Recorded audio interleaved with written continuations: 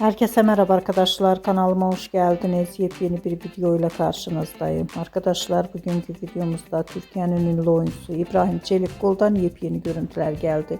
İbrahim Çelikkol'un spor salonundan paylaştığı muhteşem görüntüleri sizler için YouTube kanalımda video halinde sunuyorum. Umarım beğenirsiniz. Arkadaşlar, videomu beğendiyseniz kanalımı izlemeyi ve bildirim butonuna basmayı unutmayın. Hoşça kalın.